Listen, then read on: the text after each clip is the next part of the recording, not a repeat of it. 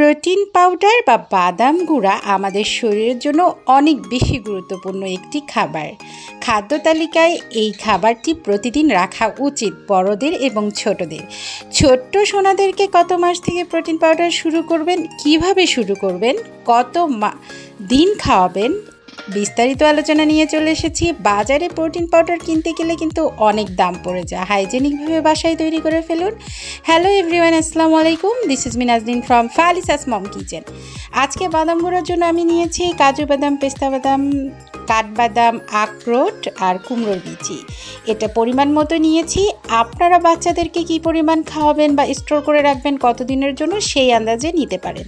তবে আমার মতে এবং পুষ্টিবিদদের মতে বাচ্চাদের খাবার বেশি দিন স্টোর করে রাখা উচিত না, অল্প কদিনের জন্যই রাখা উচিত। তাই আমি 7 দিনের জন্য আজকের প্রোটিন পাউডারটা করে নিচ্ছি।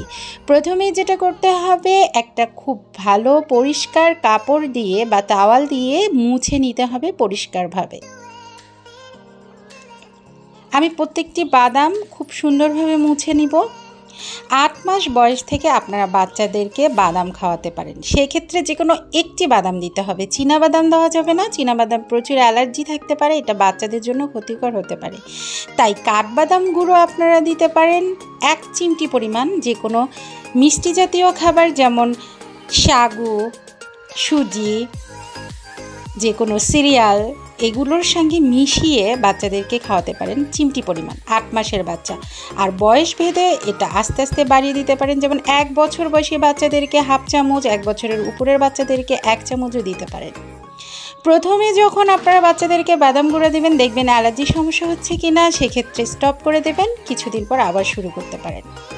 প্রথমেই আমি আখরোট, পেস্তা বাদাম এবং কাঠবাদামগুলো খুব সুন্দরভাবে মুচমুচো করে ভেজে নিব। বাদামগুলো ভাজা হয়ে গেছে কিভাবে বুঝবেন? যখন দেখবেন উপরের খোসাটা ফেটে ফেটে গিয়েছে এভাবে, তখন বুঝে ফেলবেন যে এটা ভাজা হয়ে গিয়েছে। এরপর আমি কুমড়োর বিচি এবং কাজু বাদামগুলো ভেজে ফেলব। যে কোনো বয়সী বাচ্চাদের, যেমন 5-6 বছর বয়সী বাচ্চাদেরকে আপনারা দুধের সাথে এবং যে কোনো মিষ্টি জাতীয় খাবারের সঙ্গে কিন্তু 1 চামচ পরিমাণ বাদাম গুঁড়ো দিতে পারেন। সেক্ষেত্রে কি হবে, স্মৃতিশক্তি বাড়বে এবং ইনস্ট্যান্ট একটা শক্তি বাড়বে, বাচ্চাদের যে এনার্জি বাড়বে। যেসব বাচ্চারা স্কুলে পড়ে তাদের জন্য খুবই দরকার। স্কুলে গেলে অনেক বাচ্চা দেখা যায় যে তাদের এনার্জির সমস্যা থাকে, দুর্বল লাগে, সেক্ষেত্রে বাদাম গুঁড়োটা কিন্তু খুব ভালো কাজ করে। অ্যানিমিয়াজনিত সমস্যা, রক্ত স্বল্পতাজনিত সমস্যা যে বাচ্চাদের আছে, ম্যাক্সিমাম বাচ্চারই থাকে এটা, সেক্ষেত্রে বাদাম গুঁড়োর কিন্তু ভূমিকা ব্যাপক। আমার সবগুলো ভাজা হয়ে গিয়েছে, এখন আমি ব্লেন্ডার করে ফেলব। ব্লেন্ডার করে গুঁড়ো করে আমি একটা এয়ারটাইট বক্সে করে রেখে দিব 7 দিনের জন্য, ফ্রিজ আপ করে। আপনারা চাইলে 7 দিনের জন্য বাইরেও রাখতে পারেন, কোনো সমস্যা নেই। ত্বকের উজ্জ্বলতা, কোলেস্টেরল নিয়ন্ত্রণ, হার্টের স্বাস্থ্য ভালো রাখে এবং বাচ্চাদের বড়দের রোগ প্রতিরোধ ক্ষমতা বাড়ায়, ক্যান্সার প্রতিরোধে সহায়তা করে।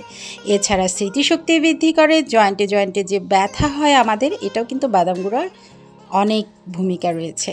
চিন্তা শক্তি বৃদ্ধিতেও এটি অনেক কার্যকর। তাই এই ড্রাই ফ্রুটস গুঁড়ো বা প্রোটিন পাউডার বা বাদাম গুঁড়ো যেটাই বলেন না কেন, আমাদের শরীরের জন্য খুবই দরকার প্রতিদিনের খাদ্য তালিকায়। তাই আজকে থেকেই বাদাম গুঁড়া খাওয়া শুরু।